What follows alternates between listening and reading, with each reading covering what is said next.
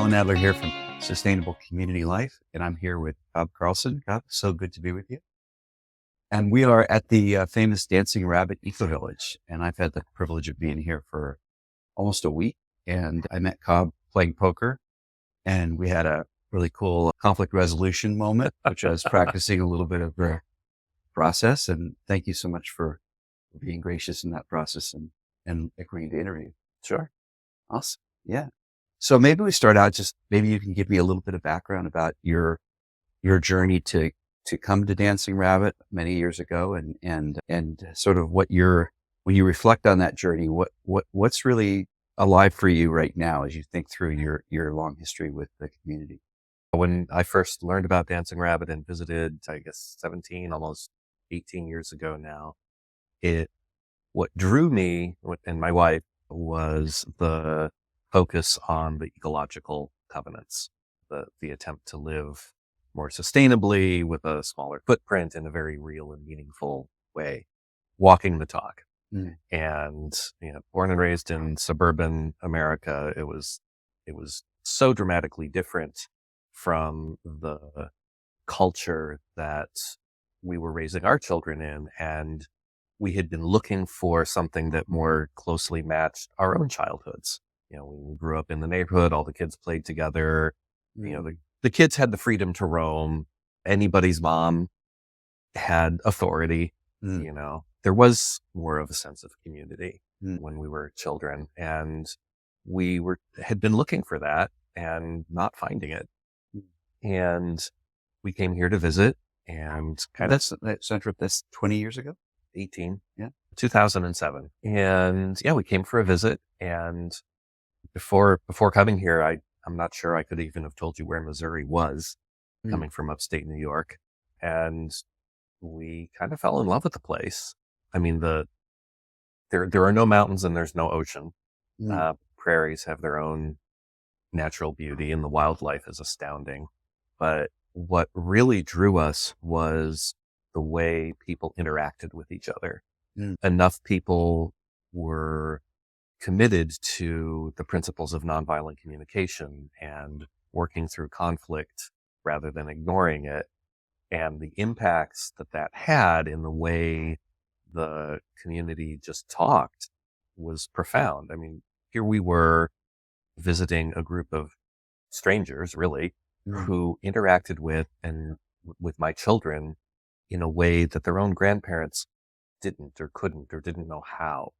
And so that really is what drew us, was this village of people who treated our young children, they were aged 5 to 12 at the time, were as thinking, feeling human beings who just lacked life experience.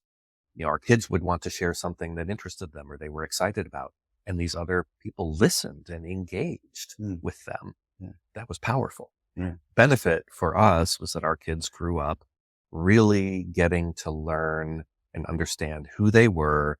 They understood the concept of boundaries, and they had the ability to set boundaries that people then paid attention to and respected.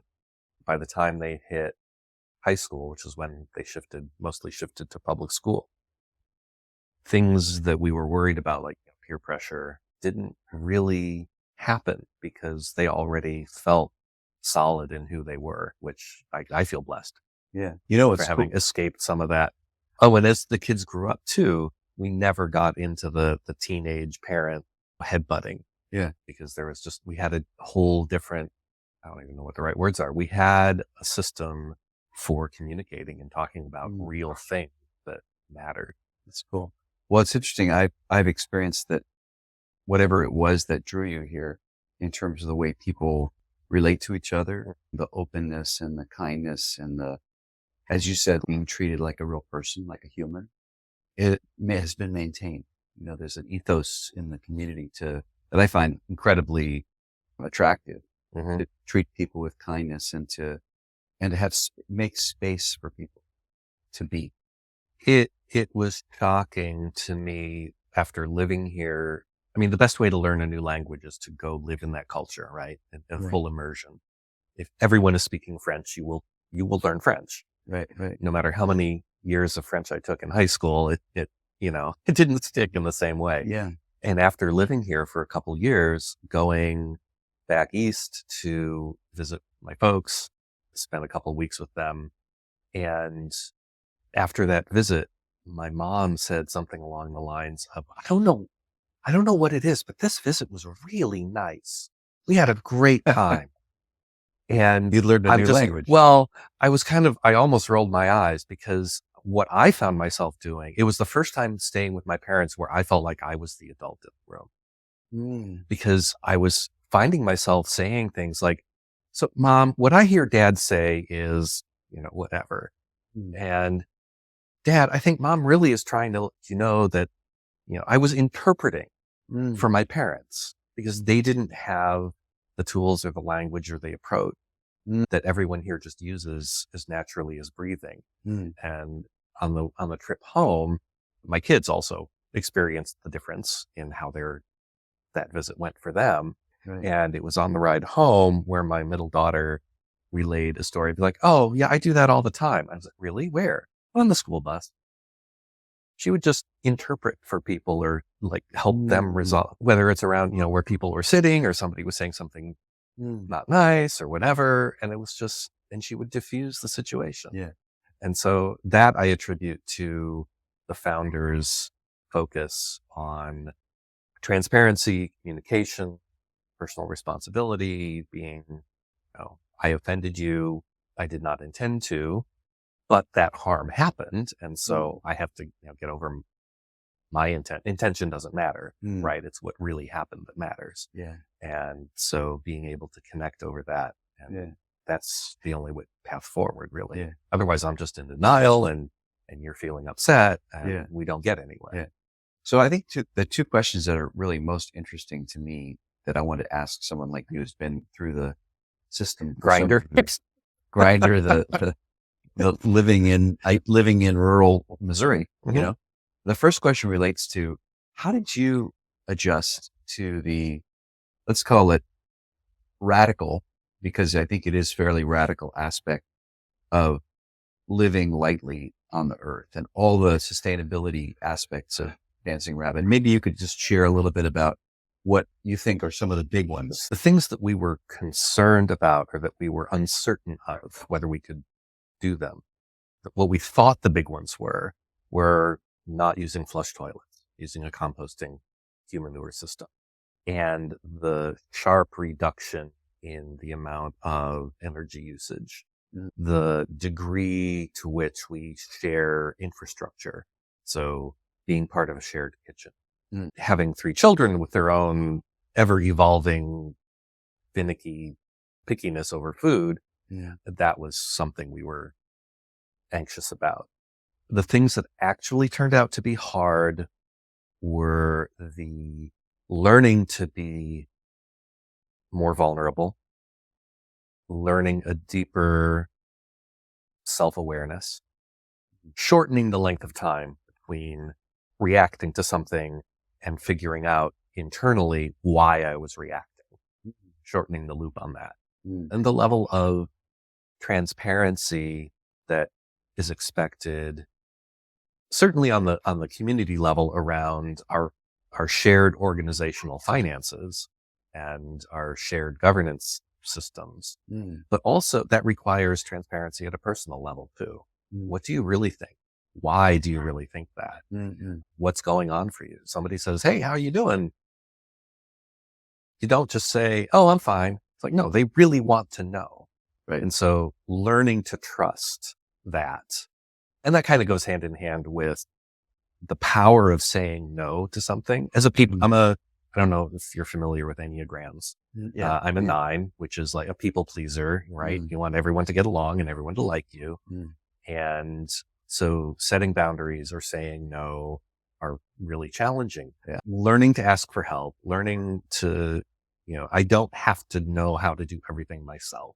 I mean, some of that comes from our culture of just, everyone is responsible for their own well-being and, you can't rely on other people and all of those lessons that we learned. Right. I had to unlearn some of. Right. I'm losing my train of thought. You were speaking about the things that you thought would be hard, but the things that Right. actually were So hard. the things that actually were hard, it was that learning to be, particularly as someone who was socialized male in the wider culture, Western culture, learning that it's okay to be vulnerable and to feel anything other than joy or anger Mm, and to express them. yeah. And the greatest thing about living in community is the depth of connection with people. Mm, And the hardest thing about community is the depth of connection with that people. makes sense. Well, as it relates to this topic of levels of sustainability and how you adapt to that, to what degree do you think that the dependence on each other to lower the footprint, sharing things, the implications of having smaller kitchens and smaller spaces, which means that more of our time is going to get spent in community. To what degree is that the on-ramp to the connection? Like if you didn't have that constrained level of consumption, would you have therefore less reason to on-ramp into community and less reason to be intimate? Or am I making a connection that is not as solid as I think I'm not sure which comes first. To me, it feels kind of like a chicken and egg. It is the ability to communicate well, be self-aware, resolve conflict that enables the level of sharing that has to happen to and be is ecological. absolutely critical to reducing our footprint. And it's the experiencing that and having to do that sharing that spurs you to develop the skills to communicate more clearly and to learn to identify boundaries that are healthy and to set them and hold them.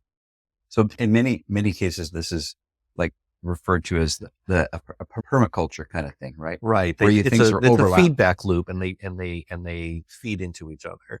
Yeah. And I think people who find community challenging it's like wherever you go, there you are with all of your baggage and all of your assumptions. And if you find that you yourself, for whatever reason, are unable to grow in that way and develop better communication skills, the odds are good that you're going to instead continue to experience ongoing and worsening conflict and a loss of connection, loss of community. And then you'll feel like, why am I here? This isn't working. And you leave. And so I think, so people move to and away from Dancing Rabbit all the time for all the same reasons people move to and away from any other city or town in the country. We live in a highly mobile society. People move for work, for relationship, to be nearer family, to be further away from family. I mean, all of these things. And we're no different. Right. We are located in the US. Yeah. Well, one thing another question I was really intrigued by is I've heard people say, well, in Dancing Rabbit, keep your heart a little bit, not fully open to the newcomers, because if you fall in love or really, really are attracted to somebody as a person in a relationship, you're going to get heartbroken because they're going to leave. So talk a little bit about that, the challenge of onboarding yourself to be a real resident. Yes. I think that there are two things that come to mind. One is when you work and live so closely, when your lives are so intertwined in so many ways, whether it's clean teams, committee work, shared kitchens, whatever, you develop a level of intimacy that I think we generally associate with close family members, if not actual partners. And so the level of physical and emotional comfort that we can display with each other can be really confusing to people who haven't experienced that, or their only analog, their only point of reference is like a primary romantic relationship. Yeah. And that's not what they're actually observing, but it can look like it, which can be confusing and off-putting and creates opportunity for more conversation. Yeah. You're like, I really wasn't coming on to you. I was just being vulnerable. Right. Right. Or like Nathan and I are arguing about something and then we get through it and we hug, or we're just sitting comfortably, physically touching each other on the couch. We're leaning against each other because we're such but we're almost like brothers. Mm. And so there is that comfort of companionship. But what that looks like to somebody who doesn't have that depth of relationship with more people. I mean, their only analog is that, again, that it's like there's a primary partner relationship. Yeah. And so that can look or seem confusing. Back to your original question, there was definitely a moment after 4 years of living here, there had been, for those 4 years, there was this sense of, how do I get into the cool kids club? Right? Everyone was friendly, but there wasn't the same sense of deep friendship that we had had with those few people we had found, back east. And somewhere in the 3 to 4 year mark, there was clearly some sense of, okay, we're here to stay. Now it's okay to be more emotionally vulnerable with and develop that deeper, closer friendship. And it happened. It was delayed. Now that I've been here as long as I have, I can really see how that's a thing, because it is painful to develop a friendship with somebody. And a year or 2 years later, they realize this really isn't the right fit for them culturally, emotionally, or they have to move away to support an aging parent, whatever it is. They leave. Sure. And there are so many people who I have met here over the years who I am still in contact with through Facebook or LinkedIn or whatever. But so those friendships can persist and continue. But it's hard when people you have come to care about leave. Right. Very different from living in suburbia when, our next door neighbor had a garage sale and, 2 weeks later, a for sale sign went up and we didn't even know. And we hardly knew them. It was like there wasn't that emotional sense of community. Well, one of the things I also noticed too is that Dancing Rabbit is, let's call it, somewhat more isolated than, say, a suburban Ecovillage. Absolutely. Yeah. Our rural location. And so you have thereby, I would presume, a higher level of need to connect socially with the people in the village, because the distance between the village and the next opportunity to connect is not only long from a drive perspective, but long from, like, where is there a large enough town that you might actually, where you can find like-minded people. Yeah, exactly. Yeah. Is that true? It is. And there are mitigating factors. A huge one was our original founders in part chose this location because it was just down the road from Sandhill Farm, which was a pre-existing 70s style commune working farm. So there was another community nearby. And since Dancing Rabbit's inception, some of the early rabbits who didn't like all meetings all the time, too much in each other's business with decision making, founded Red Earth Farm, bought land next door and formed Red Earth Farms, which is more of a homesteading style community where, again, they hold the land in common, but they each have their own 5 to 7 acre homesteads. So it's a different community model. But again, we have it's called the tri-communities, and we have each other to draw on for facilitating a challenging meeting or, bouncing ideas off of. It's like, well, how are you doing this? And how are you doing about it? Well, that's actually something that I observed too, that you have the capacity to hold a nucleus of culture in Dancing Rabbit that's different than the nucleus of culture in the other two communities. And yet at the same time, you found a way to have certain things in common, socializing, conflict resolution, other things. And I think it's quite beautiful that you've been able to agree enough on some common things to hold the tri-communities together, but allow each to have its own. I mean, yes and no. I mean, they're all different, and they've all continued to evolve. We've all evolved in our own ways, and we have more in common with each other than mainstream Western culture, or at least as it is expressed in rural Missouri. Yeah, probably a lot more in common. Yeah, well, but that also gets to we are not restricted to our own community.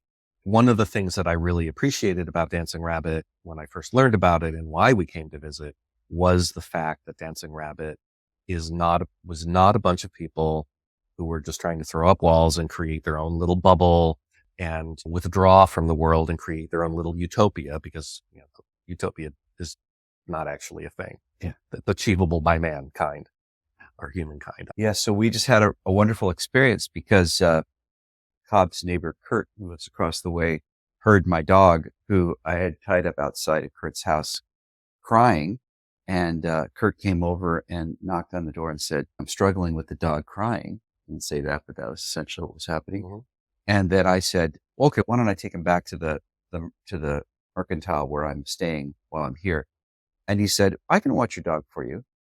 And that exchange, both Kurt being willing to say, "I'm suffering because your dog is suffering," and to actually come into your house and say what's happening. Mm-hmm. And then for him to be willing to say, "I will take care of your dog." And I met Kurt like twice. That was just a beautiful community moment. There are some things that are true in this community, and I don't know how universal this is, but Dancing Rabbit has something that we call it, you spot it, you got it. You see an issue, you see a problem. Guess who gets to take responsibility for trying to resolve it?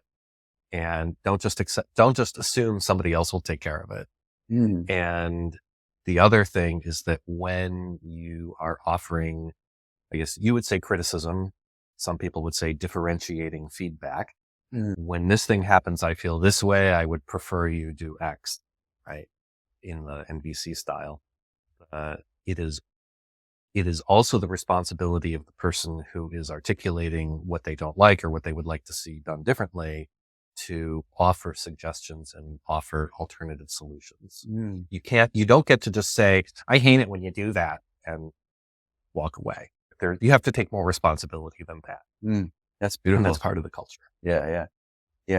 Well, which can be very uncomfortable on the receiving side. And so it's this learning to live in community means learning to recognize my own triggers and reactions and pause and set them aside or get to what's underlying those so I can then respond, we'll just say civilly. Yeah. Right. That's amazing. Yeah. Daily practice. Yeah. Something else that I'm fascinated by, and podcast I'd recorded just a couple days ago was about how I related to coming into Dancing Rabbit as a recovering capitalist and recovering industrial consumer, part of the ICE, what I call the industrial consumption economy, and noticing that there's a way that people here engage with each other in a outside of the busy acquire consume cycle. When I say the busy acquire consume cycle, like I have to go be busy to make a lot of money so that I can then consume a lot of things so that I can track the things that I consume. And so that whole industrial consumer economy is this machine. And what I notice is that even though I've spent a lot of time cultivating my own spiritual life and I have a really good relationship with nature, it was almost as if what I noticed happening was that I needed to get into a much higher level of connection with nature in order to make sense of Dancing Rabbit. Okay, what I mean by that is the bugs, the shit. There's just a bunch more stuff that you have to have a relationship with than in the ice world. All I've got to do is buy my air conditioner, turn on the lights more, get someone to clean my house, just double out some money, and people are going to come take care of things. The only problem with that, of course, is ruining the world. So I think one of the things is we come from a culture that glorifies or has come to glorify busyness. Like you know, bragging, right? Humble brags. "Oh, I had to work 60 hours this week." You're always busy, taking the kids everywhere, doing whatever it is somehow a status symbol or an indication of worth in some way. And we can deconstruct that at some other time. But there's also what that basically means is people are working more hours than ever before to afford the conveniences to save time and effort in other ways so that they can work more hours. And you can unwind all of that. I'll just jump into a couple things. Participating in a shared kitchen co-op where whether it's, your own kitchen or somebody else's kitchen or a separate structure like in the kitchen in the community building where people gather and that is their kitchen. What that functionally means is, depending on the numbers of people, I'm only cooking once a week. Mm. And the rest of the time, I just show up and eat the food that is provided. Mm. And we can have agreements about dietary preferences or eating styles of vegan, vegetarian, whatever. Mm. And the time that returns to me to do other things with is astounding. Wow. And Just that one thing. just that one thing. A second equally impactful thing is sharing vehicle. So this community of almost, 60 some people right now shares 4 vehicles. And there are times when none of the vehicles are in use. It's rare for there not to be one available. And what it requires is a shift in mindset, or the hardest thing of all, a shift in behavior to, instead of, just as a random example, oh, I really want coq au vin for dinner tonight. That's what I want to make for dinner. And oh, darn, I don't have any mushrooms. Got to go to the store, get some mushrooms, versus, oh, I really want coq au vin for dinner. I don't have mushrooms. Darn, I'll add mushrooms to the shopping list and make something else with what I have. And then I'll go later when somebody else is also going, or maybe somebody else is going and they can get them for me, or whatever it is.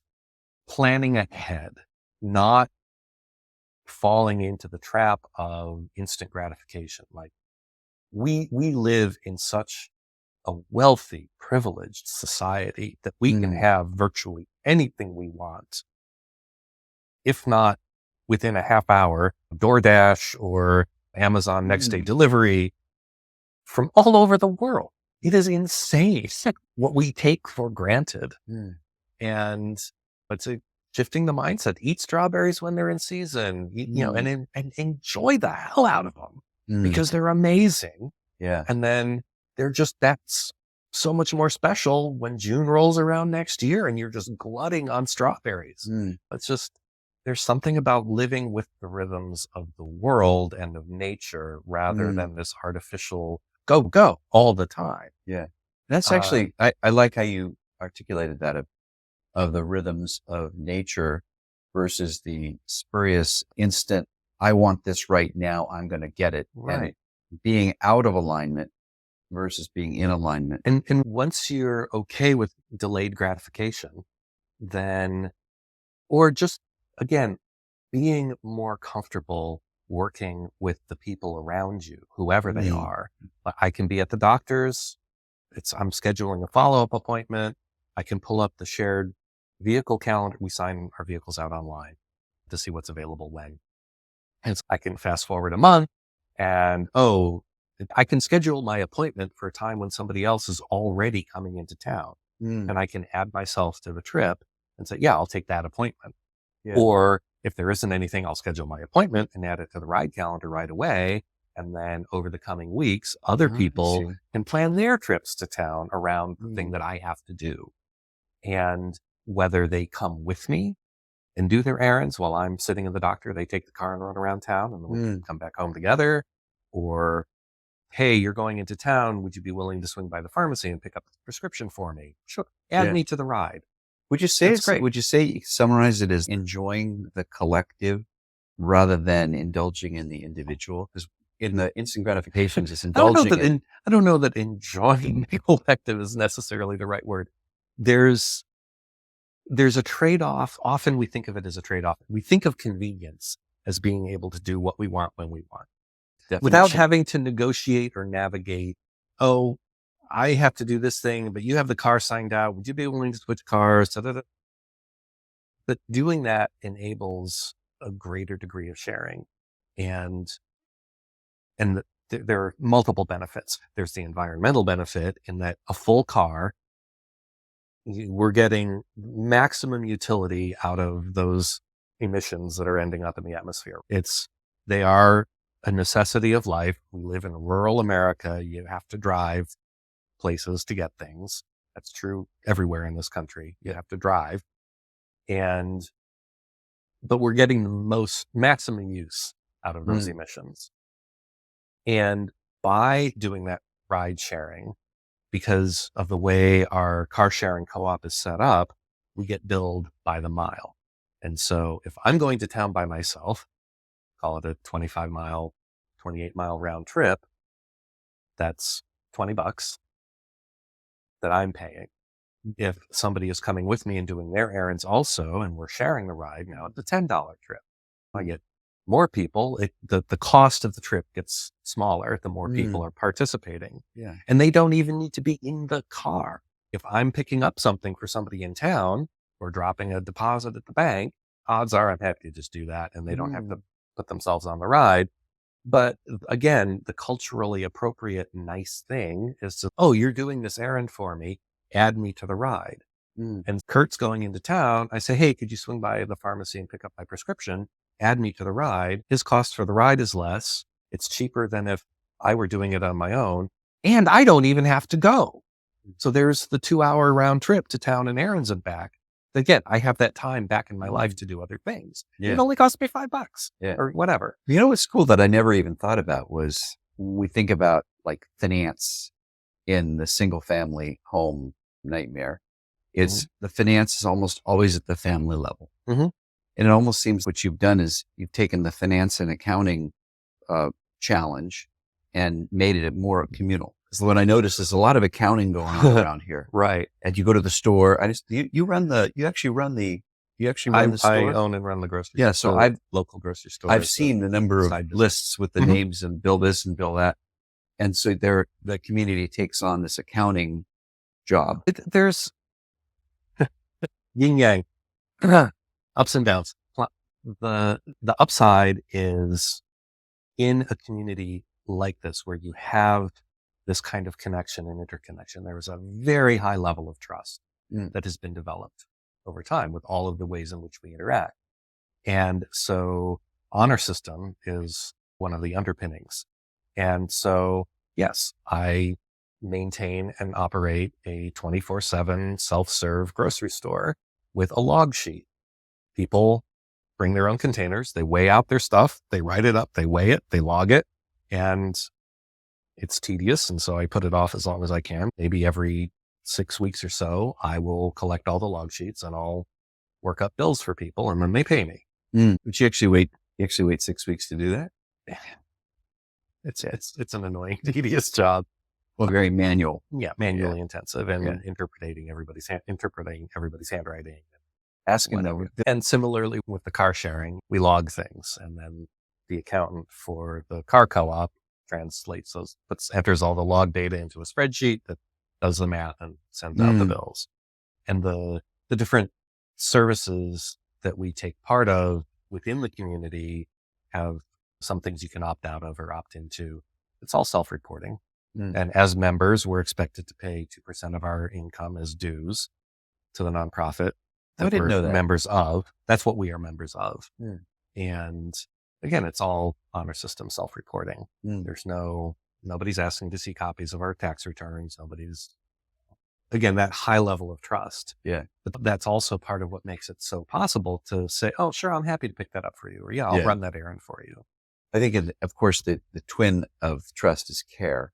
It's a high level of trust with a high level of care. So like one of the reasons I can trust you is because I know you care about me and reciprocally I care about you. Right. Reciprocity is huge, but it's also so common that there's a conflict resolution model, matrix dialogue, I think they call it. And one of the concepts that they have is you want to build this ground of health. It's in these daily small interactions where we get to know each other and learn about each other and trust each other so that when a conflict does arise, we have that ground of health to support us as we work through whatever that conflict is. And it is much like in a nuclear family where there are shared finances. That is also often one of the things around which arguments arise most in a 2-person relationship is money and finances. Yeah. Because partners may have very different approaches and attitudes around money itself. Money as a tool, money as security, different ways of evaluating or assessing risk, willingness to take risk, however that is defined or perceived. Mm, It's hard enough with two people. mm, Now expand that to 50 or 60. We talk about money, yeah. and we have all of that array of attitudes and judgments, Interesting. and it's a capitalist tool. We should have nothing to do with money at all. And everything Mm, should be a gift economy, or everything should be everything from, yeah. or it's, fining people for not complying, using money as a tool to enforce compliance, Mm, which is certainly a thing in the wider, mainstream. in Totally. mainstream culture. And so it's a default tool that people might think to reach for. Mm, And there are ways in which it makes logical sense, but it also makes sense that, okay, now you're penalizing people who can't afford to disobey, and the people who can afford to disobey just buy their way out. yeah. Will that ever happen in real life? I mean, so we have all of those same issues are present Right. here. We just get to talk about them more Yeah. in the context of being more honest about our own opinions and judgments, and caring more about other people's opinions and Yeah. judgments. You brought up the topic, so now we have to go into it. So money is such a gigantic issue in mainstream.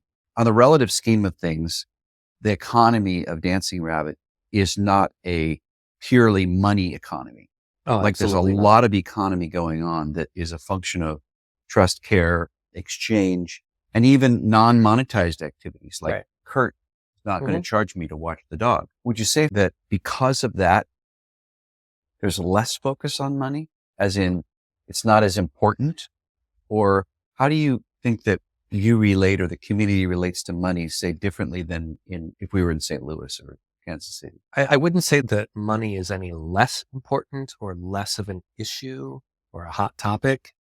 I just think that there are a lot of ways in which money is irrelevant in daily life. And I think that may feed into some people's desire or dream that money could be increasingly irrelevant Mm, for more and more ways.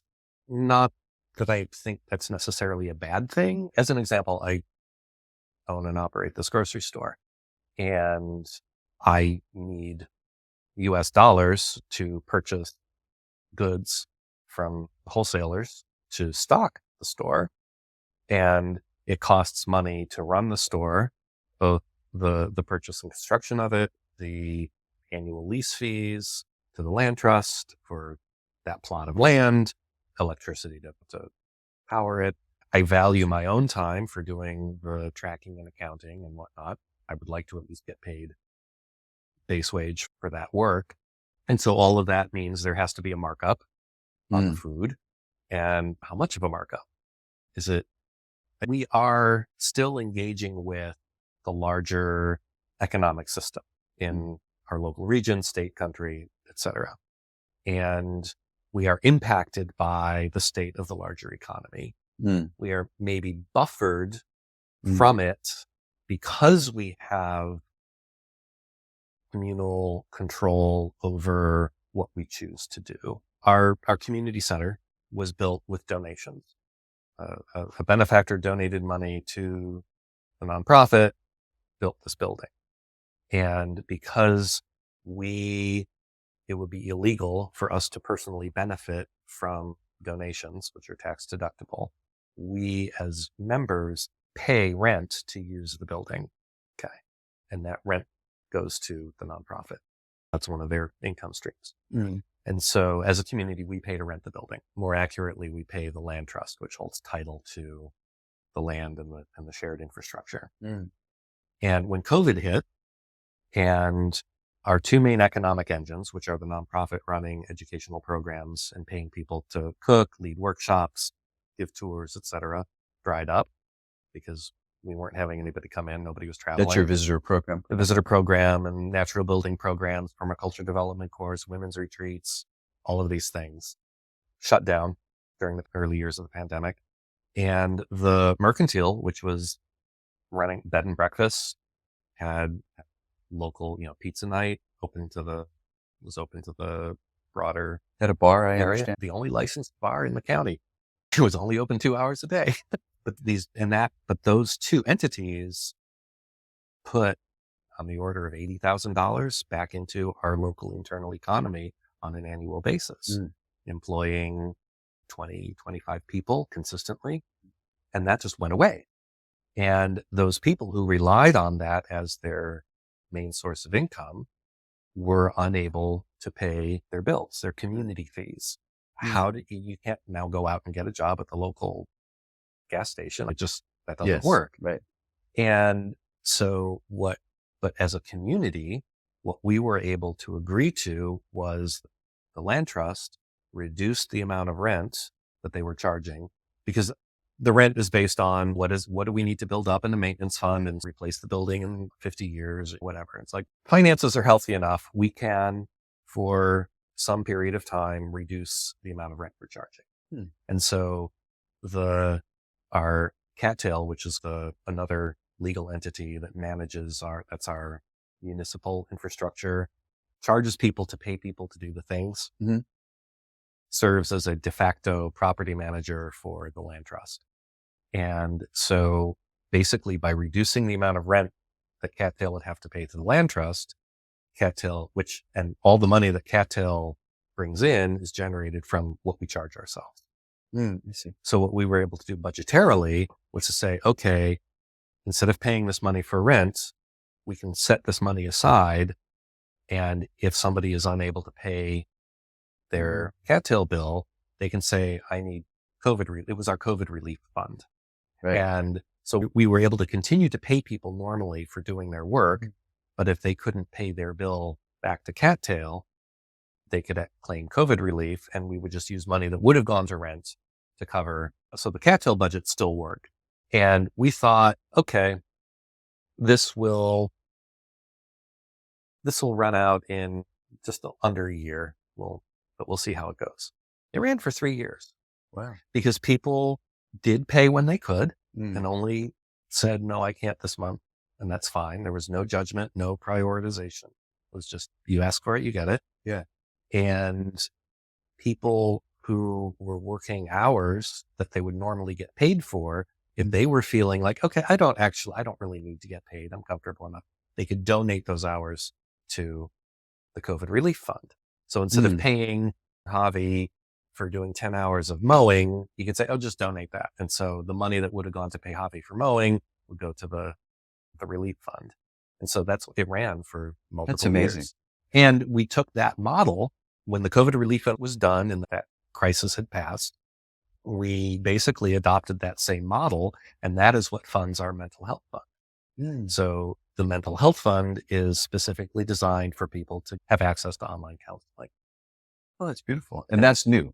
That's new within the last almost 3 years now. Yeah, that's fantastic. A parent of someone who lives here donated $1,000 seed money, and people have continued to donate their time to that cause. We're back to paying normal rent on the common house, but it inculcated this notion or this value of, oh, I'm comfortable. I can donate my time. I can volunteer my time, and that can support people in other ways. Right. So it's still operating in the monetary economy in a way, but it's people converting. But it's also just like people volunteer at the local food pantry, volunteer for Meals on Wheels. This is another way to volunteer to support people we care about. So speaking of the cost of living, could you give me an idea of what does it cost to live for an individual to live at Dancing Rabbit? I know it depends. Well, on there a is number no of average. variables. There is no average rabbit. A person who is perfectly comfortable eating barley and kale or collards all the time for every meal is going to have lower costs than someone like myself, who is maybe a little bit more of a gourmand and wants a wide variety of. So you would pick a kitchen that has a higher cost. I would absolutely pick a higher. What would you be willing to say, like for you? Oh, I mean, my kitchen here was a kitchen co-op for many years. Oh, really? Yeah. Not anymore. Not anymore. Yeah. So give me an idea roundabouts of the range. Like the range. Okay, it's a very wide range. It depends on what you think your needs are versus your wants. How much do you actually need to be comfortable? How much is enough? There's a financial planning book that somebody wrote a number of years ago titled How Much Is Enough? Yeah. Dealing with wealth management and Yep. intergenerational wealth transfer and all that stuff. But anyway, one individual lived here. He needed a baseline of $4,000 a year. And he basically would leave during the winter and go back down to Texas, where he's from, work in construction for 3 months, and then come back here and live off that for the rest of his time. That's the low end. That's the low end. And his living and eating needs are very simple, and he's perfectly happy. That would not work for me. I'm much bougier than that. And when thinking back to when my expenses were higher, so we had a family of 5. Kids are expensive, not just because they eat, but you have to pay for their community expenses as well. And it was around $15,000 a year. So as a family of 5 at $15,000 a year, I was working part-time for a New York-based client. So I was earning Manhattan wages with Missouri cost of living. So I was working. It was a great combo. I had to work 10 hours a week. It was brutal. But $15,000 a year, we were well below the federal poverty level, but we were eating healthy, organic, local, adding to savings, traveling to visit parents and family every year. It was great. Well, you Gross annual income of $15,000. Oh, I see. Covered all of our living expenses, and we were adding to savings, and we were traveling. Wow. So there's no question about the fact that economically, this is sharing infrastructure, huge opportunity, and living more simply. It's not simple to live more simply. It's a very different kind of work. Yeah. But economically, it absolutely makes sense. Well, you probably were spending more time maintaining your life in community than you were making money to pay for things. That's why I'm going to say the economy, right? It's not a money economy per se. It's hybrid. It's a hybrid, money labor economy, and labor is not necessarily physical labor. It's emotional labor and mental labor. There is no government running this community. We are doing it ourselves. Where the whole socioeconomic political piece, which when you live traditionally, is imposed by the grid. Right. You show up in county X. Governance is outsourced and you're paying taxes to cover it. And you live in your little single family home and buy DoorDash and go shopping, drive your car. But you have this giant layer that's typically outsourced. You in-housed. I'm going to live in intention. Right. And it takes intention and it takes time and work. Yeah. A woman who left somewhat recently did her own cost benefit analysis. She figured she was spending 3 to 4 hours a day just living her life here that she did not have to spend in the larger culture, hauling water, dealing with her personal waste stream, going to meetings, participating in committees, all of those. Would you say that's accurate? 3 to 4 hours? It was accurate for her. I would say I regularly put in. The last question pertains to a topic that I find like incredibly fascinating in intentional communities, which is the intersection between the social and the economic. Like we talked a little bit about it as being money is less important, but I'm interested in the importance of the economy as it relates to the dancing rabbit potential. And for context, what I mean by that is I've heard many people at Dancing Rabbit talk about how amazing it would be if Dancing Rabbit could break certain thresholds and get to the point where it's like quite a bit larger. And in your history, you've probably gone up and down and whatnot, but we've never hit that critical mass. Yeah. And I'm wondering, to what degree is that a function of not having enough local economy to offer more opportunity for people who are less moneyed and to create more of the circularity and the flow that's ideal for any community? So talk to me a little bit about that, the economics as it relates to its role in supporting growth. First, it has to be understood that people generally don't move to community, or certainly not to an eco-village for that, pursuing that simpler life. You get a 9-to-5 job. They don't even move here looking for a part-time job. The communities movement is very middle class, very white, and just in broad strokes. There are outliers, and obviously that's not universal, but in general, That's who's attracted, or who it attracts. or who can make it work. Moving to community, or at least a community like Dancing Rabbit, a lot of communities have a buy-in fee. So much like a homeowners association or something. You can you can live at Earth Haven or Ithaca Ecovillage or any number of places, Hummingbird Community in the Southwest, Arco Santi, wherever it is, for a period of time, at which point you have to become a member or leave. And to become a member, there's a buy-in fee, which can be thousands of dollars. And it gives those communities a pool of capital that they can use for infrastructure improvement and staff and services and all this other stuff. So that's fine. Dancing Rabbit's founders wanted Dancing Rabbit to be more accessible and to be more reflective of economic realities of a broader swath of our population. And so we don't have a buy-in fee, which means we get to talk about money more, because if we want to build a new outhouse, are we building a brick shitter for the ages and it's going to cost however much? And we're going to charge everybody $5 more per month to pay for that. And for some people, that may be a significant impact and struggle.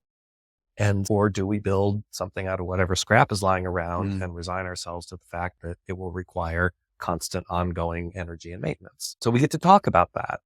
There are also communities that have a shared or communal industry. These tend to be the egalitarian communities.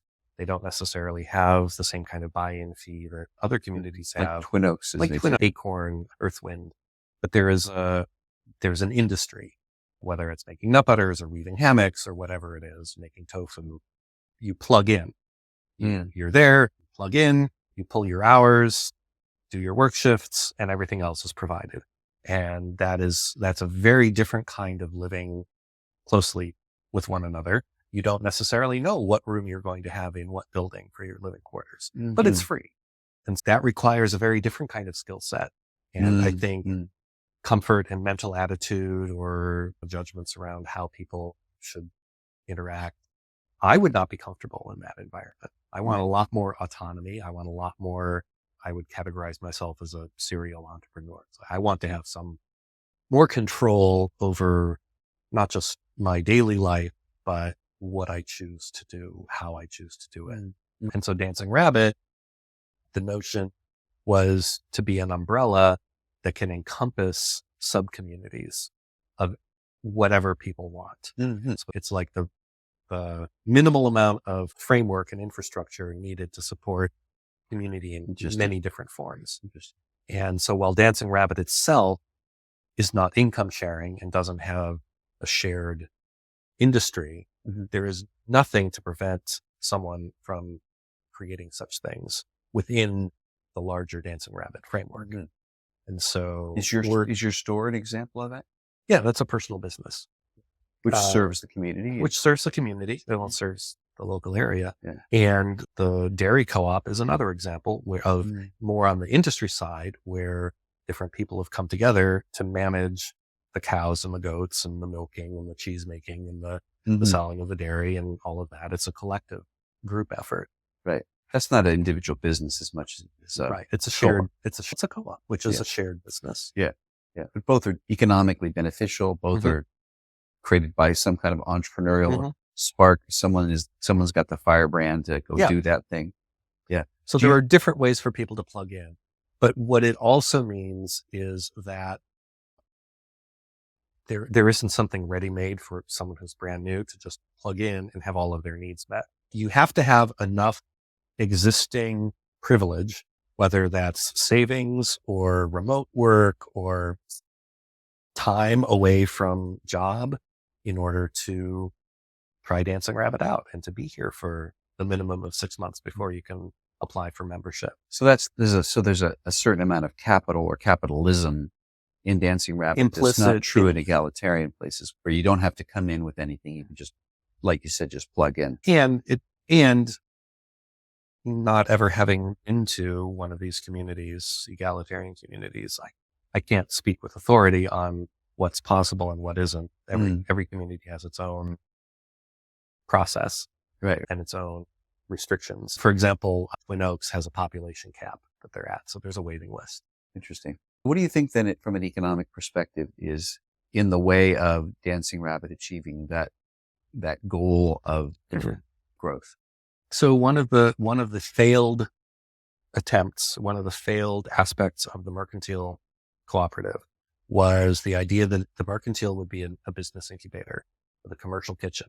So people making cheese, people brewing, people doing whatever, it would be, their products could be sold outside of Dancing Rabbit because it was done in an inspected commercial kitchen. I see. Anything that involved right. cooking things. But the folks who are doing those things, whether it's Dan and his vineyard or the dairy co-op or Ben's charcuterie, it's all happening at a hobby level, what I would classify as a hobby level, and very little interest or willingness put in the time and effort and investment to scale it up to a business that can become self-sustaining. Interesting. It's totally dependent, 100% dependent on one individual to keep it going, even if there's help in other ways. Yeah. A resistance to expanding, a resistance to participating in the capitalist culture. Oh, that's so interesting. And so, and you combine that with one of the challenges that the mercantile had running as a business, even as a cooperative business in this environment, was having people who would come on as employees. We paid everyone as an employee versus independent contractors, overcoming the general attitude that, oh, I'm doing you a favor by working here because you need somebody to work dish shifts or sling pizzas, whatever it is, do the laundry. And, oh, I'm overwhelmed. I have all these committee meetings or something else is going on and I'm not feeling it. So I'm not going to come to my shift. Somebody else will fill it in. Interesting. Again, people don't move to Dancing Rabbit or to an Ecovillage to get a job. They're coming to find a better work-life balance. They're coming to pursue other interests that aren't necessarily financially motivated, right? And they're passion motivated or interest motivated. Yeah. And that doesn't mesh with running a business. And running a business where all of your employees are your friends and neighbors who you're having to get along with in all these other ways adds a whole nother layer of management complexity. Yes. And, oh, I have to fire you because you're not doing your work. Yeah. Now you're going to be pissy with me in the committee meetings where we're talking about whatever else. Yeah. Again, maybe there's a way in which I perceive one of my superpowers as compartmentalizing. I'm very good at being angry with somebody in this box and I get along fine with them in this box. I see what you mean. Yeah. But it's hard to keep boxes separate in a place like this. The Mennonites support their own community, their own congregations by purchasing from each other's businesses. It makes total sense. Yeah. And it's part of the reason why cost of living here is so low is because they don't have the same profit motive either. So shopping in a Mennonite grocery store is an insane experience in cheap groceries that I can't compete with, because not only do they have a lot of child labor in the back room, but they're in it to make what they need. This is how much is enough. And it is an act of service to their own community to make this available and to only charge what they have to. And so this is how they support each other. And that's not the Western colonial mindset. So does the absence of non-Mennonite citizens in proximity to Dancing Rabbit create a cap on what you can? It is such a limited market. Our market is really ourselves and people who are tourists, people who come to the tri-communities to visit. And beyond that, not a lot. We do have some neighbors, local neighbors, and Kirksville, which is a college town, university town, Truman University. That's not quite an hour's drive away. And we would get groups of students coming out for pizza night, but they're not great tippers. Which means that you wouldn't have the flow that you would have if you wanted to do a CSA, for example. You would just not have enough people coming or close enough. So Right. that means you're shipping anything that you make, you have to ship at least an hour away. Right. It's just the logistics don't make sense. Yeah. So that really puts a cap on what you can and can't do. Would you say that's the reason why it's been hard to achieve your growth? It is one of the reasons, yes. I think the other reason is because we have this larger cultural norm of transparency and vulnerability. You don't get to just we all avoid conflict still, but there is still the desire and the expectation that eventually you will deal with it and not just walk away from people. And that ultimately does not work. That doesn't vibe for some people. Yeah. And it's too uncomfortable. And so this isn't fitting. I'm not, whatever. I'm leaving. And I don't care what they blame it on or what cause they attribute it to. I think a lot ultimately boils down to that sense of safety and comfort. And if we're pushing people's comfort zone, if we're pushing their sense of pushing them to be a little more vulnerable, a little more open, a little less guarded, that can be scary. I get it. In broad strokes, community being very middle class and white, I think that's because those are the folks who have suffered the greatest loss or sense of community over the last 150 years.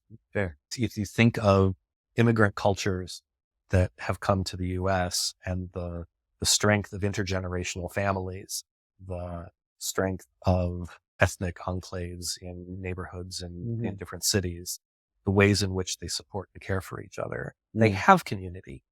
Yeah. We're the ones who don't. That's true. Yeah. We've been infected with generations of single family homes. It hasn't been for that long. My mother grew up in a household where her grandparents, when they reached a certain age, lived with her parents. Yeah. Through dementia, there weren't nursing homes at the time. Right. The doctor came to the house, made house calls. Yeah. And that's, and just like in Dancing Rabbit, that creates extra work and extra responsibility, but also holds the connection in the family structure in such a way that you're not lonely. Right. And it's interesting. We've by outsourcing so many responsibilities, we've made ourselves very isolated, fragmented, lonely. And then there are ways in which even religion and churches has industrialized. When you look at mega churches, right, or online or televangelism. I was raised Presbyterian, went to church every Sunday, sang in choir, and I miss that sense of community. Yeah. And in rural America, one of the local churches, there are only 8 families left in the congregation. Amazing. And so you read about national trends in church going, numbers are way down, regardless of denomination. Yeah, for sure. And whether you want to blame secularization of our culture or I don't know what, it's not providing the same sense of connection and culture that it did 50 years ago. Well, I think the industrial consumerism at writ large seems to be, you can put your finger on that one thing that would, by creating these abstracted, virtualized experiences of living where local loses its purchase on life, we increasingly become disconnected. Our root system gets narrow and narrow. And after a while, we're like floating around with no roots. And you've got a lot of roots here. One of the things that really drew me to Dancing Rabbit from the beginning was the clear intent and thought that they put in. This is going to sound dorky, but the clear intent and thought they put into their bylaws and their written agreements. They clearly put a lot of intent and thought into how Dancing Rabbit would run and operate, the ground rules, dealing with. So there was structure and process for dealing with challenging issues before they ever arose. Amazing. And so that I found inspiring, and the degree of transparency with which they shared that, and that it was available. So the sociopolitical would you say is mostly sociopolitical? What I mean So by that's political, meaning that it's about governing Yeah, each other, how we absolutely. govern ourselves. That was established. It was established, and high transparency around all of that. There were no smoke-filled rooms behind closed doors. No, it is true that there are people who have more, I hate to call it social capital, but who have more authority that is, I think, often granted unconsciously to them. Would you call it influence? Yes, but it's not influence that has been deliberately sought. And I think that those who have it are generally very aware of it and are cautious. And I would add, nor is it hierarchical. No, it's not hierarchical. Which is typically how power over Right. versus power with structure. It's very much power with, even when power is being granted and not wanted, there's an effort to turn it back to. That's beautiful. Yeah. And so that's, again, something I have a great deal of respect for our founders for modeling. But the other piece is, I think I said something about Dancing Rabbit isn't trying to just hide away from the world and create its own little private utopia for the few people here. The determination to be a demonstration project and to share what we've learned and what we know. So to have that educational outreach, outward focus was huge for me. And so we engage with researchers, we engage with academics, we engage with media, and with the intent of being honest about what life is like here, what we've learned, what has worked and what hasn't, and maybe our sense of why that might be. But it was that engagement with research that excites me the most, particularly because, again, going back to the ecological impact, my quality of life has improved demonstrably in many ways, while at the same time lowering my ecological footprint. Which is amazing. Which is the whole point. It's something we need to do. Yeah. And so that's how, when we say the rabbit consumes on average 10% of the average American, that's backed up with data from a 2-year eco audit study done by some graduate students from Arkansas. And we're starting to visit redoing that study. But that is the power of sharing infrastructure and developing the social connections to enable that sharing to happen. Yeah. I'm astonished by the complexity of the topic. As we've discussed, this is an incredibly rich and highly matrixed overlap. You can't really put it in a box and say it's a this or it's a that. There is the interconnectedness of all things. Yes. Yeah, it's amazing. It's amazing. Absolutely. I also want to give just a really big compliment to the founders, to you as a long timer here. Like, I would express that the openness and accessibility of the community is really quite impressive. Like, how open people are to connect. As a stranger, I show up, and after 8 days being here, I feel extremely welcomed. And the only thing I think that stands in the way of my experience of intimacy and closeness is me. There's nothing happening around me that's keeping me from engaging, from being invited. You can go as deep as you want to. It's quite remarkable. And I think that speaks to a kind of a real precious quality of community that you've built and you've architected here. And that's something I would say is to be extremely proud of. Thank you. And we are still a relatively random collection of humans who are perfectly capable of screwing up and who have our blind spots and still have trouble seeing and recognizing elements of the water we swim in. And by that, we come from a misogynistic, racist culture, and microaggressions happen. And again, the community movement is very white. Dancing Rabbit is very white. Microaggressions happen. And there is a level of privilege. There are layers, many layers of privilege and senses of entitlement that we bring with us from the culture we grew up in. Yeah. And I am just as much the victim of that. I use that word deliberately, as anyone else. Yeah. And Yeah. so we do have our struggle. Yeah. And I mentioned at the beginning that I'm at this emotional crossroads. And that's why it's like and because we have turnover in population, it's like, how do we hold on to those values that the founders brought in creating this incredible place? And they've all moved on to bigger and better things. How do we hold those same intents and those same values towards pushing people into that discomfort of being more vulnerable and more transparent and more open when people really don't want to? It's not, oh, I want to be comfortable. I want to feel safe. I want to feel taken care of. All valid. Yeah. And so how do we keep pushing each other? You have to meet people where they are. And we are not a therapeutic community. That's not part of our mission. That's not our purpose, to help people heal. Healing happens here, but it's everyone's own pace. Yeah. And some people just aren't ready to even embark on that work. Yeah. And don't and won't. A lot of people who move to community or who look to community, there's a preponderance of people with trauma, PTSD, personal trauma of whatever nature. And part of the desire for community is to gain control over who is there. So it's a way to deal with stranger danger. It's a way to, I think, theoretically and maybe delusionally, a way to control your environment and to be safe. So I could feel safer than that same trauma It's layer like is going to come back. everyone has been vetted. People have filled out questionnaires. And so I won't be re-traumatized. I am protecting myself. I think there's a lot of validity to that.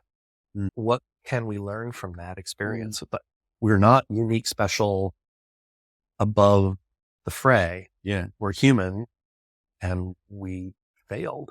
It's so interesting that there is no safe place. Yeah. The man that I studied with, he specializes in trauma, individual, ancestral, and collective trauma healing. And many of the people who went the program that I went through are actual trauma therapists. And it was one of the things that occurred to me was that, like, intentional community really needs that kind of support. Absolutely. Because it's almost like you're setting yourself up. The intimacy level is higher. People still bring their own traumas. Invariably, even with the best con-res that you could possibly have, you're going to have people whose stuff comes up.